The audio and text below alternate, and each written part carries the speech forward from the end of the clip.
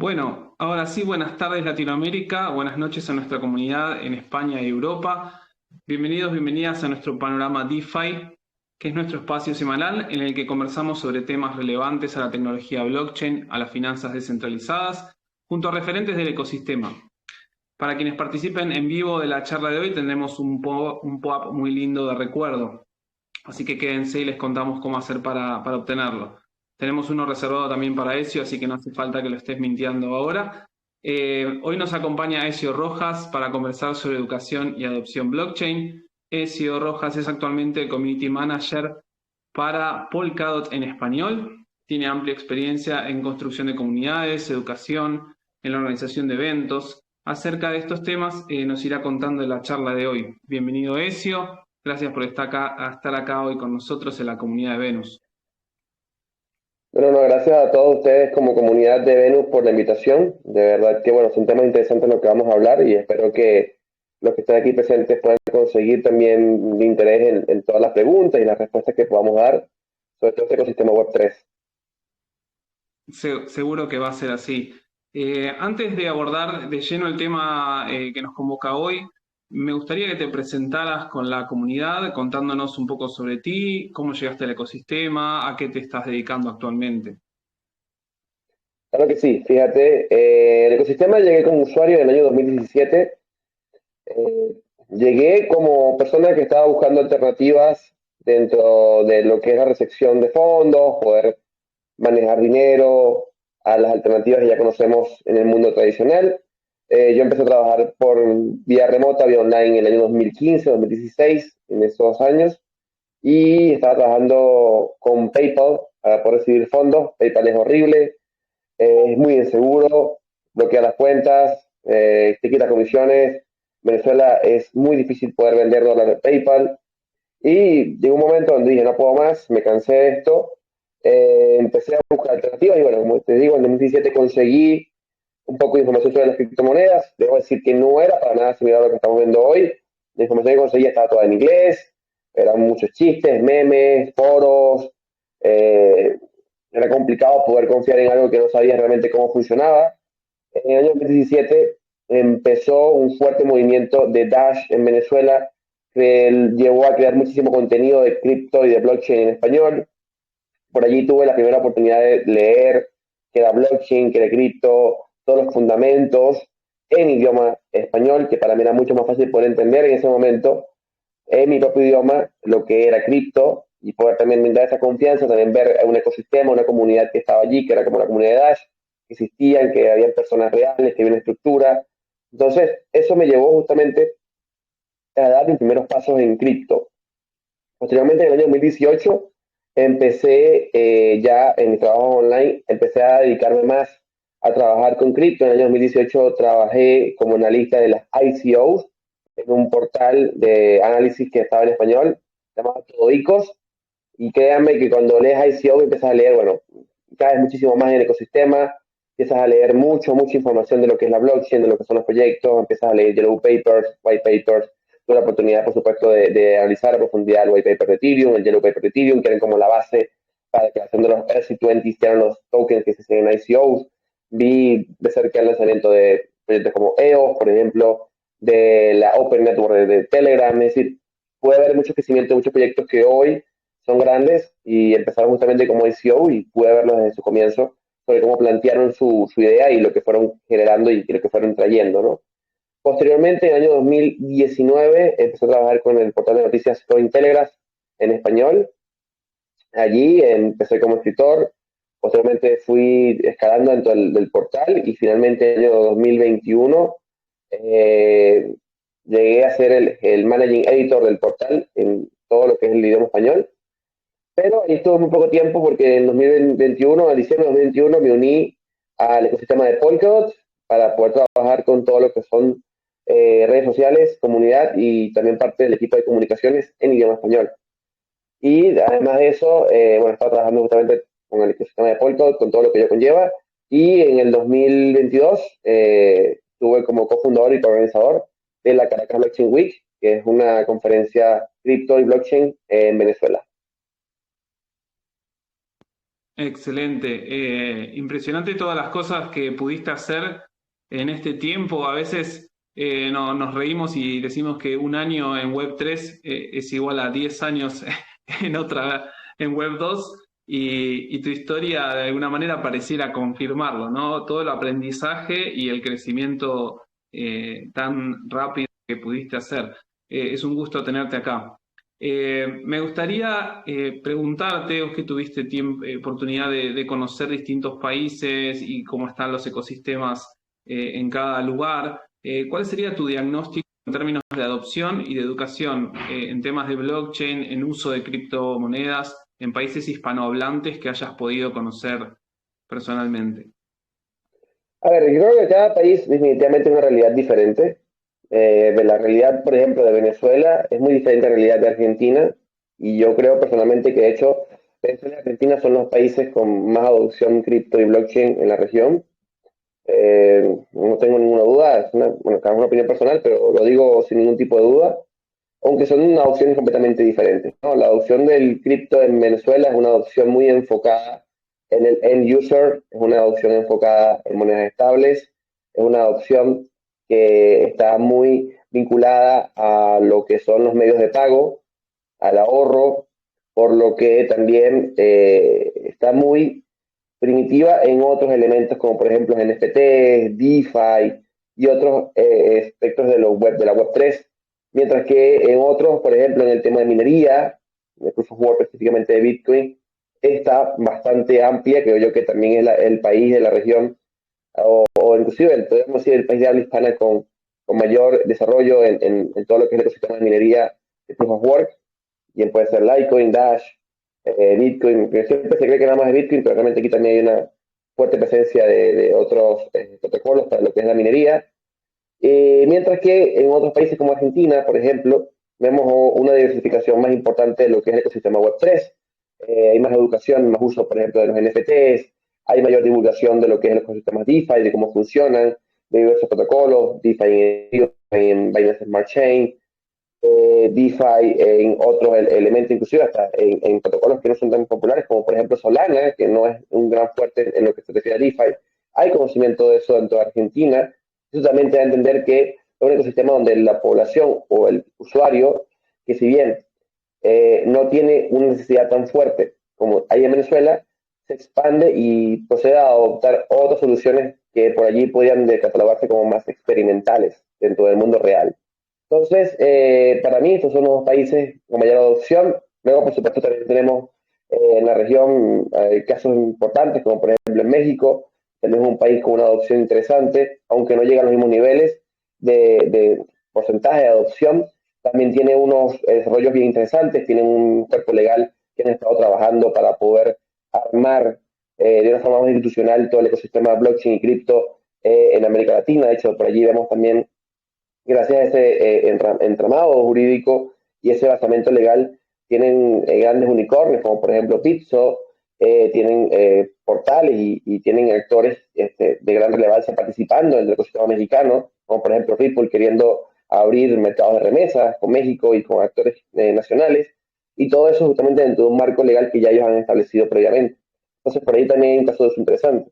Y por supuesto, no quiero dejar por fuera Colombia, que para mí también es un país con una adopción relevante, no voy a decir de las top como Venezuela y Argentina, pero tampoco debe ser relevante, donde también vemos un gran impacto en el uso de cripto para remesas, donde también vemos un crecimiento importante del estudio, del crecimiento sobre todo también en el desarrollo. Fíjate que justamente el año pasado tuvimos DEFCON, de Ethereum en Colombia, y bueno, eso también demostró en parte lo que está haciendo el territorio o el usuario colombiano y lo que está generándose dentro de toda la región en lo que se refiere a construir, a generar dentro del ecosistema Web3. Y no que hace nada más en usuarios, sino también en desarrolladores y constructores. Excelente, gracias por el panorama latinoamericano.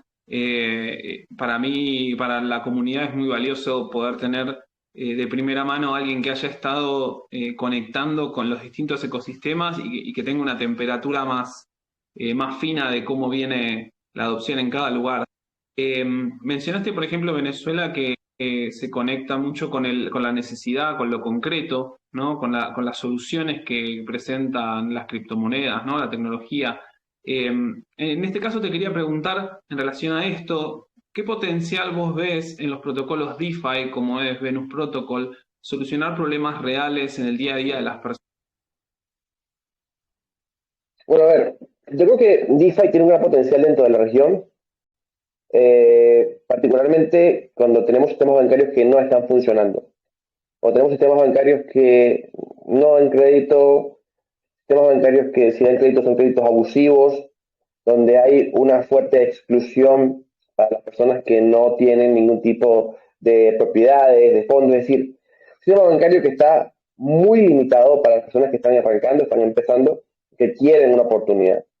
Creo que aquí DeFi tiene un camino, una apertura para poder dar esa oportunidad que el sistema bancario no está dando, pero sin embargo creo que todavía le queda mucho por recorrer, por mucho por hacer.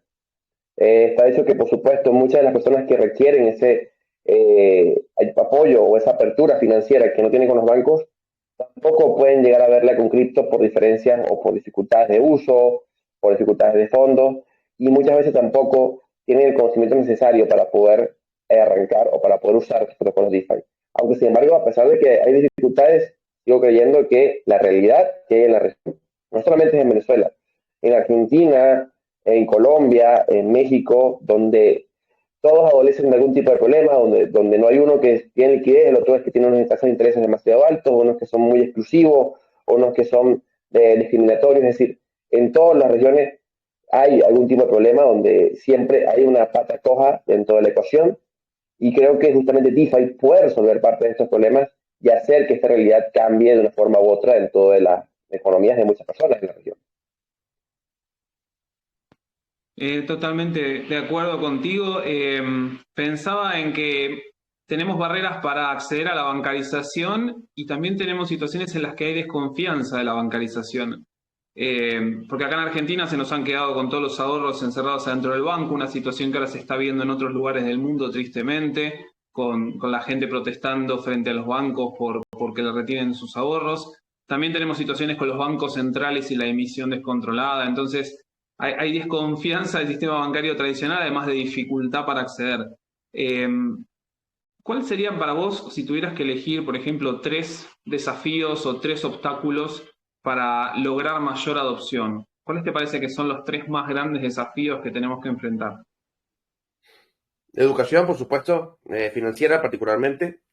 Eh, Lógicamente no hay un gran avance en educación financiera, no creo que nada más en la región, creo que en gran parte del mundo. Hay dificultades para poder entender conceptos como el ahorro, los intereses, los plazos fijos, lo que es la inflación. Es decir, hay complicaciones para entender todos estos conceptos tan básicos que hay en la economía y que si no entendemos esto no pudiéramos llegar a avanzar a elementos más complicados. Creo que otro elemento complicado, por supuesto, es la capacidad económica que tienen las personas. Es complicado poder decirle a alguien, mira, invierte, diversifica, accede a créditos cuando la persona está literalmente viviendo al día con sus finanzas, donde genera $500 al mes y consume $500 al mes. Entonces es muy difícil poder destinarle o indicarle que esa persona puede tener una oportunidad o una opción de hacer algo más, porque la realidad que le agobia es bastante eh, complicada para poder avanzar ante ello. Y lo último, creo yo, por supuesto, que es un tema de dificultades de la tecnología. Todavía estamos en una tecnología que está en los primeros días, que le falta mucho por avanzar, desarrollarse y de hacerse bastante sencilla. Y inclusive hay cosas que, haciéndolo lo más fácil posible, tampoco podríamos lograr que sea de rápida adopción. Por ejemplo, las private keys para muchos no es fácil poder tenerlas, es una responsabilidad que no mucha gente está preparada para poder hacerla. Entonces, por más que tengamos una plataforma fácil, si se pierden las llaves privadas, por ejemplo, no van a poder hacer mayor cosa y eso es un riesgo que mucha gente le huye, prefiere tener un sistema bancario tradicional, centralizado, donde dicen, bueno, perdí mi clave, la recupero, perdí mi tarjeta, la recupero. Entonces, esto creo que es un reto que va a ser difícil de poder afrontar y que, bueno, después con el tiempo veremos si las personas pueden asumir esa responsabilidad de tener su resguardo privado. Mencionaste varias cosas, ¿no? Como distintos aspectos. Dentro de ellos la educación financiera era uno. Y yo quería preguntar, porque a veces hablamos de educación así como en sentido general, por ejemplo, los Venus Stars, los embajadores de Venus, nuestros objetivos, la educación, en distintos aspectos, pero es una palabra muy amplia, ¿no? Es como algo muy grande. ¿Cuáles te parecen que se deberían ser los objetivos fundamentales de una estrategia educativa en relación a cripto, a finanzas descentralizadas? ¿Qué objetivos nos tendríamos que proponer quienes estamos trabajando en educación? A ver, yo creo que hay una gran trampa, ¿no? En decir educación, porque yo creo que cuando hablamos de educación se suele hacer como descargando de responsabilidad a los programadores, los desarrolladores. Y la verdad es que el gran rol, de gran peso dentro de la tecnología blockchain lo tienen los desarrolladores. Como producto no podemos crear un protocolo que sea complicado de usar, porque por más educación que tengamos, al final las personas van a querer usar un protocolo, un producto que sea simple de utilizar. O sea, por ejemplo, siempre se ha estado estudiando que fue primero, que si fue Microsoft, que si fue Apple. La verdad es que existieron muchísimos protocolos, muchísimos elementos computacionales antes de esto. Y siempre cuando ustedes ven en la historia quiénes fueron los elementos tecnológicos que se impusieron sobre el resto, han sido siempre los que terminan siendo más sencillos de adoptar, sencillos de utilizar, parte del usuario final. Entonces yo creo que el tema de educación no debe centrarse en, bueno, vamos a aprender a cómo hacer a cómo hacer este swap en estos 15 sencillos pasos. Nadie quiere seguir 15 sencillos pasos. La gente quiere hacer 2 pasos, cuando mucho. Y si seguimos creyendo que la carga es de los educadores y que tenemos que enseñar a la gente a usar 20 pasos para cambiar de una criptomoneda a otra y pasar de 30 blockchains diferentes y hacer todo más complicado y luego cambiar y hacer un swap aquí por esta moneda centralizada acá, por esto aquí, para después poner este crédito acá y hacer un liquid payer en este sentido y para pasarlo por este, es imposible. O sea, vamos a seguir siendo una cultura de nichos donde al final el nicho se va a cansar y va a decir, ¿saben qué? Me cansé y voy a este protocolo que me dice, haz clic acá, se acabó, porque es lo que queremos. O sea, como población siempre hemos buscado la simplificación de las cosas. Si ustedes se dan cuenta, nadie en los últimos 20, 30, 50, 60 años ha dejado su cocina para volver al fogón o para hacer un procedimiento que sea más complicado de seguir. Nadie. O sea, véanlo en cualquier tecnología que tengan en su casa. Y piensen qué tecnología que tienen en su casa en los últimos 20, 30 años les ha exigido a ustedes que tengan que seguir más pasos para poder hacerla. Ninguna. Entonces, creo que en la educación, cuando hablamos de educación, sobre todo con este rol, lo que tenemos que hacer es, más allá de ser un tema técnico, es un tema de lo que está detrás de todo esto, porque realmente la idea de descentralizar la economía es bastante más complicada. Y creo que nos hemos enganchado en hacer tutoriales de 15 pasos para hacer un swap, cuando nos hemos olvidado de explicar a las personas, hey, ya va, esto es importante porque estamos descentralizando las finanzas. Y esto implica que estamos cambiando un modelo que tiene años funcionando. Tenemos estados emisores de moneda de hace 300, 400 años y queremos cambiar ese modelo donde haya la posibilidad de que ya no sea el Estado nada más el único emisor de una moneda, que haya descentralización en la emisión de moneda. Queremos cambiar el modelo bancario, donde hay 300, 400 años de sistemas bancarios con crédito. Queremos cambiarlo y te vamos a ofrecer un sistema nuevo para que así la gente pueda entender cómo funciona esto. Pero esta es la educación que tenemos que lograr y, como le digo, es un tema inclusive pudieran sonar más ideológico, más filosófico, pero que también es lo que nos da la justificación de por qué estamos haciendo todo esto. Y mientras no lo hagamos y mientras nos enfoquemos en los 15 pasos para hacer un swap, vamos a seguir teniendo un protocolo que va a ser muy difícil de usar, la gente tampoco va a entender el por qué está y va a preferir seguir usando los bancos o seguir luchando contra los bancos o seguir frustrándose frente a los bancos y no van a entender que hay una alternativa que les puede servir. Excelente, muy completa tu respuesta.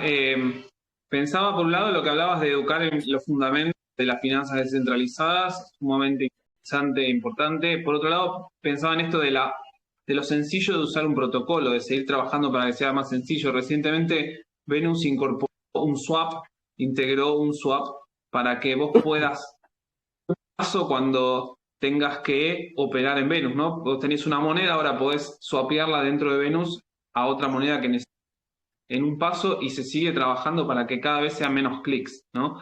Yo escuché así como que deberían ser 2 o 3 clics y no más para hacer una operación y me deja pensando muchísimo.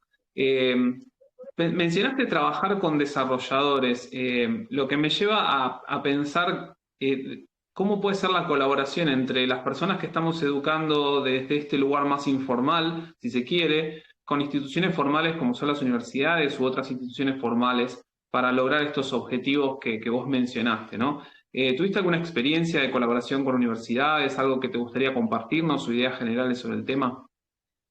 Bueno, a ver, directamente no tuve o no he tenido experiencia más allá de Venezuela. Ciertamente he estado viendo cómo se han manejado estas relaciones, parte de otros niveles, pero a nivel personal he visto las relaciones con universidades venezolanas y creo que al final el concepto es el mismo, ¿no? Creo que en las universidades hay un interés real, genuino por entender todo esto. Si las autoridades, profesores quieren entender de dónde viene esto, el por qué, cómo funciona, cómo va a revolucionar esto al mundo. Y creo que también lo están notando de parte de sus estudiantes. Muchos estudiantes de todas las carreras, contaduría, derecho, informática, están viendo que el mundo avanza a una velocidad, a un ritmo que les gustaría entender y que creen que Web3 justamente forma parte de ese ritmo en el que estamos viviendo. Entonces creo que las universidades quieren implementar de una forma u otra estos elementos, pero hay que también bien entender el ángulo que se quiere hacer. ¿Sí? En base a esto, yo creo que se han hecho algunas cosas un poco desequilibradas. Yo creo que no hay que estudiar una carrera de blockchain, que mucha gente quiere, hay que estudiar blockchain. Y no, las personas no tienen que estudiar blockchain. Y eso es algo que es muy importante para mí mencionarlo. No tenemos que enseñar a las personas blockchain. Y la gente se queda, ¿por qué? Porque al final tampoco las personas están estudiando blockchain. Blockchain no es algo que lo debe estudiar cualquiera. Blockchain es una materia o es un elemento que lo estudia un programador para poder construir algo. Si usted no es programador, si usted es contador, a usted no le interesa estudiar sobre blockchain. A usted le interesa estudiar cómo interactuar con la blockchain. Distintos elementos que usted puede estudiar y puede entenderlo. Pero aprender sobre programación de blockchain no es lo que usted necesita hacer. Entonces, todavía hoy hay muchos que están dando algunos primeros pasos sobre cómo afrontar esto, sobre qué hacer aquí. Y creo que, bueno, lógicamente va a faltar esa preparación, pero tiene que ser muy bien enfocada. ¿Qué es lo que queremos hacer? ¿Cómo le enseñamos a un programador sobre blockchain? Decimos nada más que es la blockchain. No. Tenemos que enseñar el lenguaje de programación que se están usando dentro de la blockchain. Tenemos que enseñarle Solidity, tenemos que enseñarle Rust. Y yo he visto muchísimos cursos para programadores en blockchain donde ni siquiera le enseñan una línea de código de cómo se trabaja en Rust, cómo se trabaja en Solidity. ¿Qué hacemos con eso? Nada más le explicamos al desarrollador, esto es blockchain, esta forma funciona, le explicamos la filosofía de blockchain y ya. No tiene mucho más sentido, no hay una aplicación real. Entonces creo que la educación tiene que enfocarse realmente en qué queremos hacer. Es decir, es como decir hoy, vamos a educar sobre Internet. Ya nadie habla sobre educarse sobre Internet. La gente estudia un caso específico de educación sobre Internet.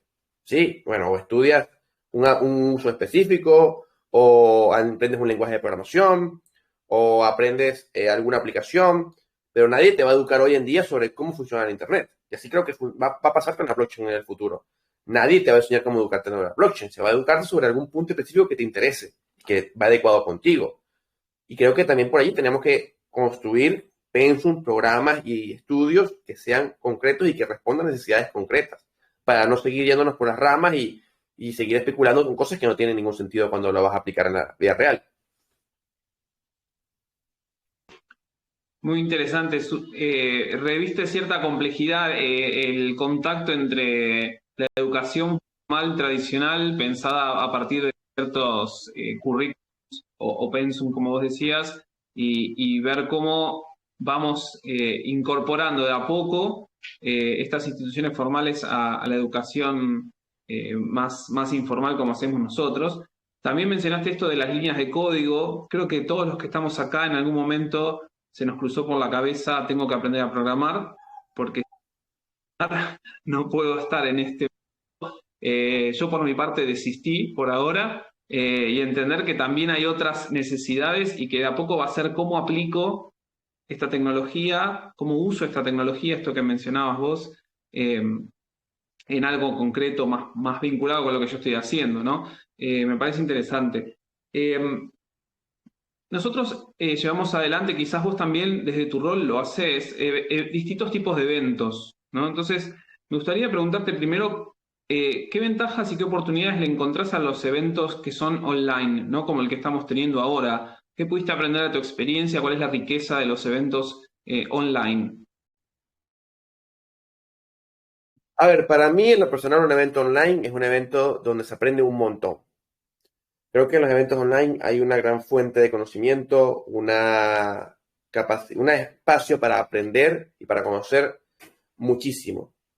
De hecho, creo que se aprende más en los eventos online que en los eventos presenciales, porque tienes menos espacio de distorsión, de distraerte, estás muy enfocado en lo que quieres hacer, puedes ponerle el ritmo que tú quieras, te puedes sentar con tu comodidad para poder entender lo que está allí y realmente además puedes revisar muchos conceptos, puedes volver a verlos, anotar, y suelen ser muy difícil de hacer esto dentro de los eventos presenciales.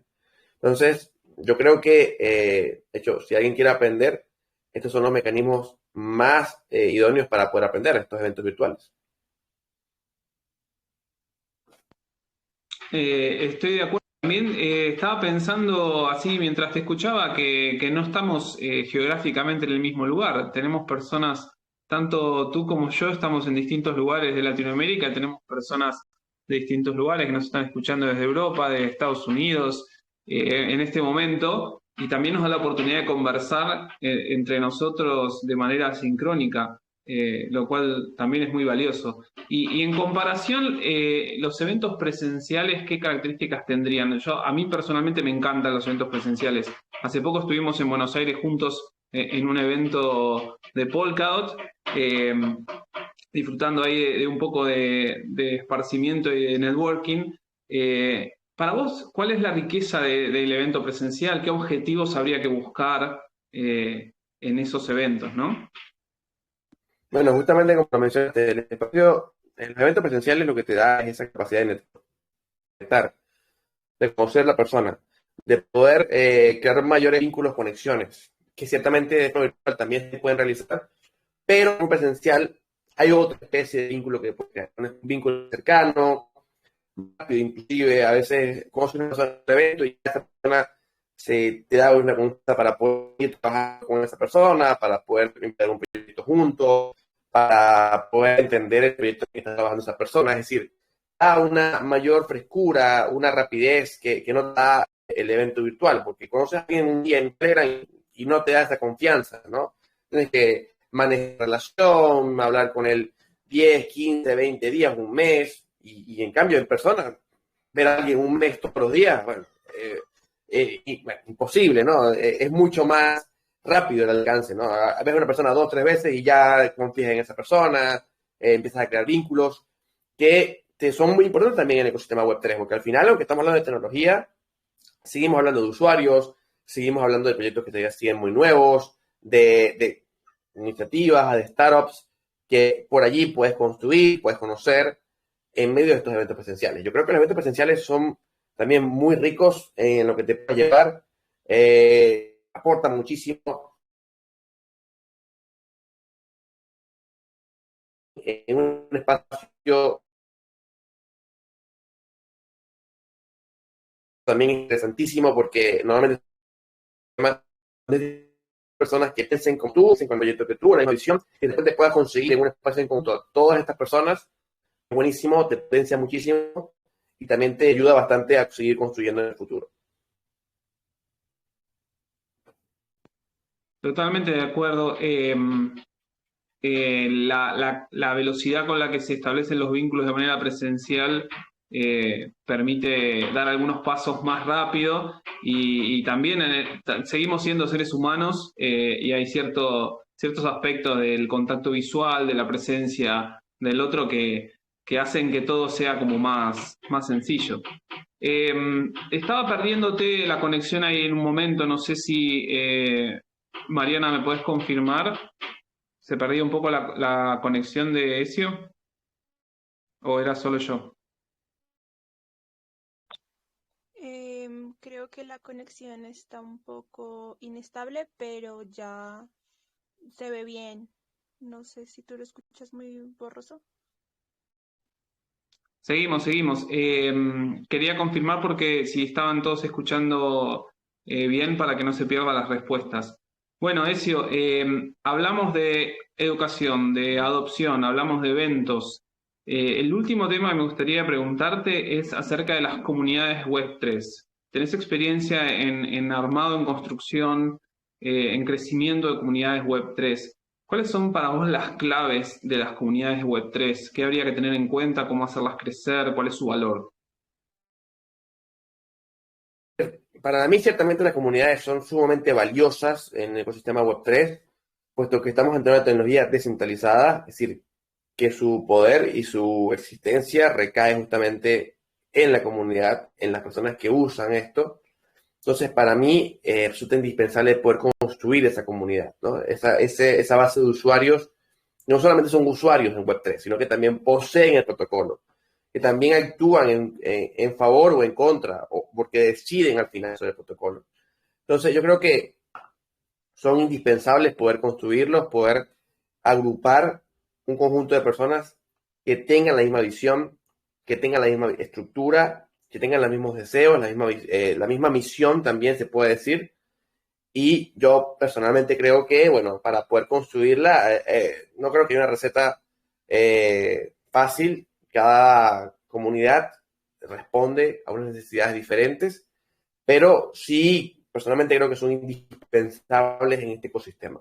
Y creo que cada vez vamos a ser más indispensables, más importantes, puesto que vamos hacia un futuro donde las comunidades van a decidir sobre los protocolos, donde va a haber una mayor descentralización, va a haber, por supuesto, unos sistemas de gobernanza donde los token holders sean los que decidan sobre el futuro del protocolo, y en la medida que eso pase, bueno, vamos a estar viendo cada vez más comunidades que ya van a pasar a ser sociedades, inclusive, por su amplitud y por su espacio y por su impacto dentro del protocolo. Tal cual, estoy de acuerdo. Diste con un tema clave que es la gobernanza y la participación en la gobernanza. Nosotros en Venus tenemos VIPs, nuestras VIPs, que son las propuestas de mejora y que están saliendo constantemente, y estamos pidiéndole a la comunidad que se involucre, invitando a discusión, a entender los fundamentos detrás de cada gobernanza. Una última pregunta que me gustaría hacerte antes de pasar a las preguntas de la audiencia, del público, de la comunidad, es si conocés programas de embajadores, si ustedes en Polkadot tienen, ¿cómo funcionan para vos los programas de embajadores? ¿Qué deberían buscar? ¿Cuáles son los objetivos? ¿Qué experiencias tenés con eso? Sí, contamos con un programa de embajadores en Polkadot. De hecho, estamos trabajando en distintas mejoras que pronto vamos a estar haciendo públicas. Pero ciertamente en Polkadot, justamente con el tema de gobernanza, con el tema del poder en la comunidad, estamos en este momento haciendo cambios importantes. Tenemos ya el OpenGov funcionando dentro de Kusama, que hace que todo dentro del ecosistema funcione a través de referéndums. Y eso está dando bastante poder, empoderamiento, podría decirse, para los usuarios, y está haciendo que el ecosistema muestre cómo debería funcionar un protocolo descentralizado y todos los pros y los contras que tiene, por supuesto. Entonces, ciertamente estamos ante cambios interesantes y por allí, bueno, vamos a estar viendo justamente todo este avance a nivel de gobernabilidad, ¿no? Dentro del ecosistema de Polkadot y Kusama. Ahora, en el programa de embajadores sí tenemos un programa también. Pueden ser parte de cualquiera de ustedes. Pues en este programa primero tenemos un rol de candidato donde evaluamos a la persona por un periodo de tiempo y posteriormente, si la persona denota su interés y su valía para el ecosistema, bueno, pasa a ser embajador del ecosistema de Polkadot, y por allí, bueno, ya estamos trabajando. Hoy en día tenemos una cantidad de embajadores trabajando en varias ideas, en varios conceptos, podcasts, eventos, hackathons, bueno, un sinfín de cosas que seguramente ustedes habrán visto ejecutándose dentro de la comunidad de América Latina. Bueno, justamente como mencionaron anteriormente, tuvimos una serie de eventos en Argentina que fueron llevados a cabo por la comunidad, por los embajadores. Esta semana tenemos un programa, un meetup, perdón, en Madrid. También tenemos uno en Montevideo, y todos ellos ejecutados por la propia comunidad, por embajadores de Polkadot. Así que ciertamente tenemos una comunidad que está bastante activa, bastante vibrante, que bueno, está haciendo actividades y encuentros por todas partes del mundo. Excelente, suena muy activa la comunidad de Polkadot, y me gustó lo que mencionaste, que los eventos son llevados adelante por la comunidad porque los embajadores somos parte de la comunidad, que estamos en un rol particular, en un momento determinado, pero que también somos parte activa de la comunidad. Quería dar espacio al resto de los Venus Stars o alguna persona de la comunidad que quiera hacer una experiencia. Acá nos preguntan por la iniciativa del Polkadot Blockchain Academy y cómo fue esa experiencia, algo que nos quieras compartir en relación a eso. Claro, la Polkadot Blockchain Academy recientemente se hizo una segunda edición en Buenos Aires, Argentina. La primera edición se había hecho en el mes de agosto en Cambridge, Reino Unido, y ya está planteada la fecha para la tercera edición, que va a ser en el mes de julio en Berkeley, California, en los Estados Unidos. Esta academia, en esta segunda edición, formó a más de 75 programadores en Web3. Fue un intensivo de 5 semanas donde se estuvo educando y hablando de distintos aspectos como Rust, Software y todo lo que implica en programar dentro de Polkadot. Fue un programa intensivo dedicado a desarrolladores, no a personas que puedan entender sobre el blockchain, sino que sea más para desarrolladores y para personas que puedan construir en Polkadot. Y bueno, fue un reto súper interesante. Hubieron personas de diversos países, de 4 continentes diferentes. Había gente de Asia, de África, de Europa, de los Estados Unidos, de América Latina. Y fue súper interesante poder ver a todas esas personas juntas y aprendiendo sobre blockchain para poder construir en el futuro sobre Polkadot. Impresionante. Muy, muy importante el apoyo a la comunidad de desarrolladores también para que hagan ese paso a Web3, ¿no? Es un trabajo muy importante el que están haciendo. Yandira nos pregunta ¿qué conocimientos tiene que tener alguien para aspirar a ser embajador? Si ustedes le brindan información, proyecto formativo. Yo ampliaría la pregunta a ¿qué recomendarías vos? ¿Cuáles serían los pasos para alguien que quiere ser embajador? A ver, justamente no requerimos que tengan un conocimiento o extensivo del ecosistema. Estamos en este momento trabajando para tener también jornadas formativas para candidatos y para embajadores donde podamos explicar elementos sobre qué es Polkadot, sobre lo que conlleva y sobre elementos propios del ecosistema. Y estamos también en este momento trabajando para tener encuentros en distintas regiones del mundo para embajadores, exclusivamente para embajadores, donde también podamos tener estos encuentros, jornadas formativas. Estoy hablando, por supuesto, de encuentros presenciales en alguna particularidad o en un espacio particular del mundo para distintas regiones. Entonces, desde el inicio les puedo decir que no es una limitante tampoco que tengamos para que puedan formar parte de, bueno, tienen que saber qué es Polkadot ya de antemano. Si quisiéramos que tuvieran una base o un rendimiento básico, porque también ha pasado con gente que no tiene ningún tipo de conocimiento ni siquiera qué es blockchain, pero realmente tampoco es una exigencia que tenemos para que pueda ser considerado. Si la persona es proactiva, hace cosas y bueno, tiene actitud de aprender, es un gran plus que puede ir sumando al ecosistema. Excelente. Así que a animarse, quienes quieren ser embajadores, a ir involucrarse en las comunidades, presentarse en las búsquedas. Así que para adelante con eso, si este ecosistema sigue creciendo, va a haber oportunidades para todos. Me están preguntando por educación y seguridad de cara a lo que viene para este 2023. Yo lo pensaría como, ¿qué le recomendarías a alguien que está involucrado en el ecosistema? ¿Qué hacer durante este 2023? ¿Cómo aprovechar este año? ¿Qué es lo que esperás para lo que viene? A ver, este año creo que va a ser un año donde hay que seguirse formando. En la medida que va pasando el tiempo en Web3, te deja de importar más lo que pasa afuera y te empieza a importar más lo que pasa adentro. Sí, ya a mí en lo particular me importa muy poco lo que pueda pasar en regulación, lo que pueda pasar en el ámbito financiero y que te vas enfocando más en construir o en querer construir lo que tiene el protocolo o lo que tiene el proyecto.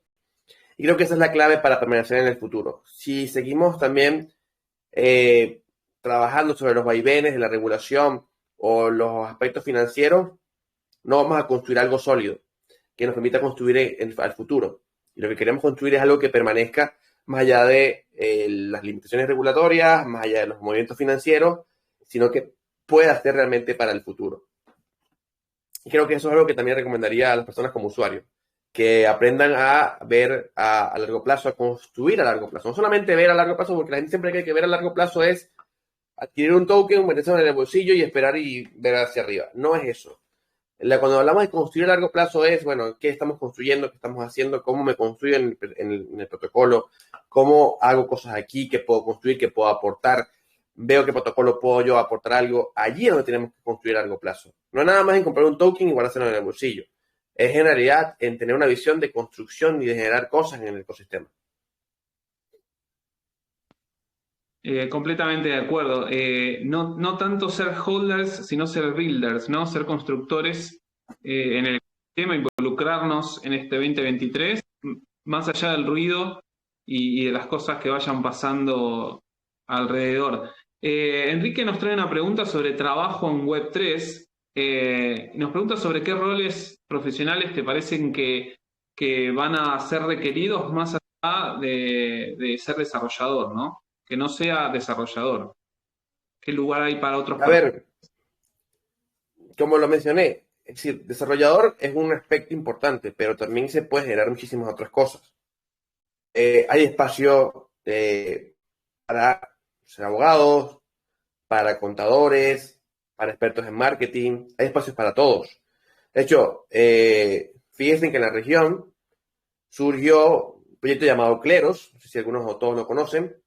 Kleros está formada por un abogado, que es Federico Bast.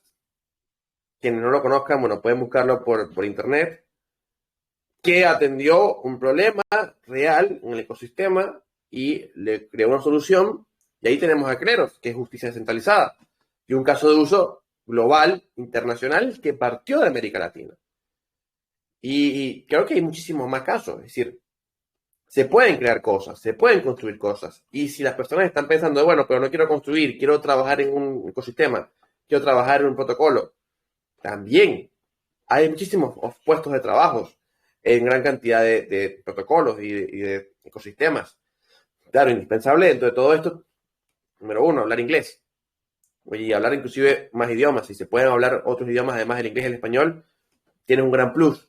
Estamos en un ecosistema global y ciertamente el español nos ayuda muchísimo para estar en la región, para poder manejarnos en todo lo que hacemos aquí en la región, pero si queremos trabajar con otras latitudes del mundo, tenemos que hablar inglés, que es el idioma universal, y si agregamos más idiomas a nuestra base, por supuesto vamos a tener más oportunidades porque vamos a poder comunicarnos con más mercados, con más industria, con más ecosistemas. Entonces, por allí creo que también va la formación.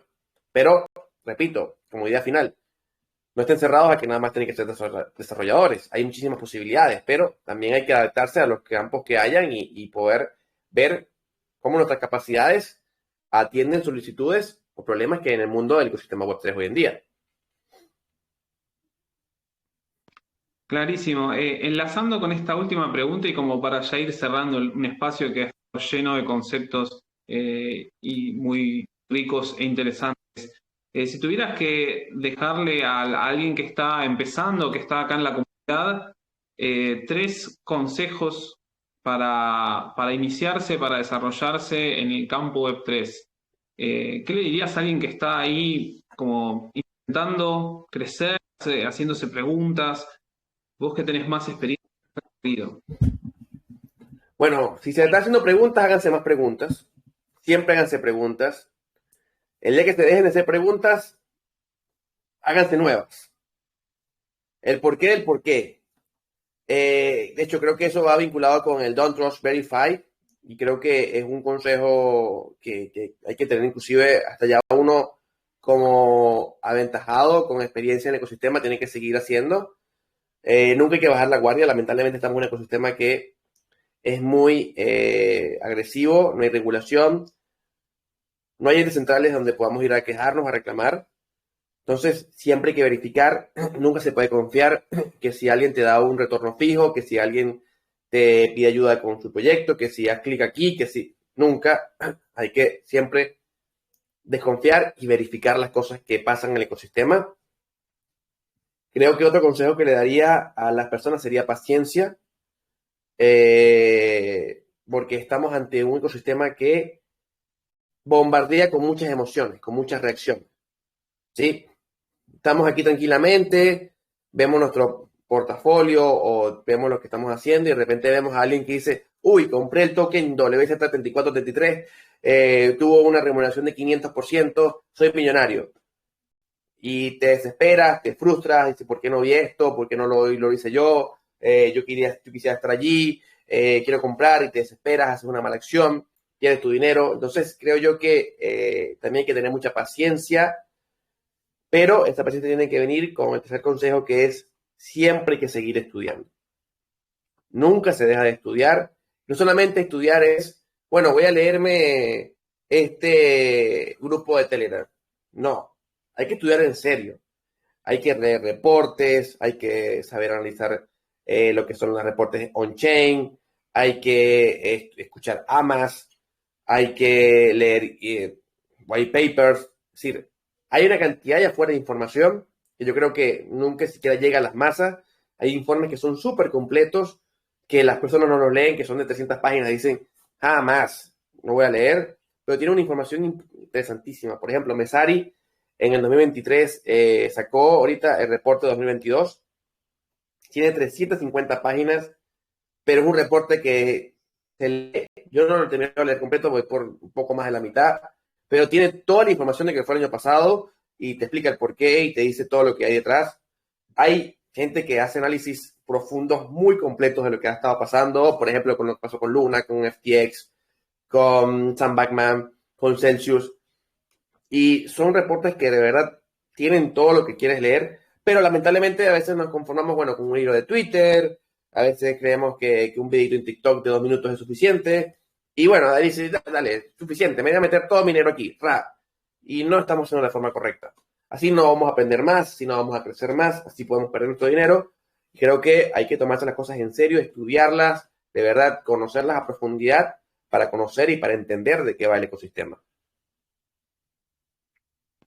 Excelente, muy claro. Entonces, hacernos preguntas, esa sana desconfianza de ir siempre a verificar que lo que nos dijeron sea cierto, estar siempre detrás de la verificación, estudiar a fondo los temas, animarnos a ir más allá de lo superficial que encontramos por ahí en Twitter, aunque puede ser la puerta de entrada, y tener mucha paciencia porque nada va a transformarse de un día para el otro, ni vamos a lograr los objetivos sin esfuerzo y rápidamente. El que prometa eso nos está engañando, ¿no? Clarísimo, te agradezco por esos conceptos. Así que bueno, casi una hora de charla, agradecidísimo contigo, Ezio, por tu visita a la comunidad de Venus en español, por el tiempo que nos dedicaste. Gracias a la comunidad por invitarnos por sumarse a este espacio. Los invitamos a sumarse a nuestro próximo panorama DeFi, a todas nuestras actividades semanales. Queremos agradecerles su apoyo constante. Tenemos un pop para ustedes. Sabemos que les gustan, a nosotros nos encantan coleccionar los POAPs, así que quédense en el chat para saber cómo obtenerlo. Ezio, si querés despedirte de la comunidad. Claro que sí, claro que sí. Bueno, nada, me gustaría mencionar sobre todo un agradecimiento para todos ustedes por haber estado aquí presente. Gracias a todo el equipo de Venus por la invitación. Y bueno, el hecho y lo que quiero cerrar es, sigamos estudiando, sigamos creciendo. La comunidad nada más la vamos a poder hacer crecer nosotros y todo lo que queramos hacer en América Latina, nada más la vamos a poder hacer crecer nosotros mismos.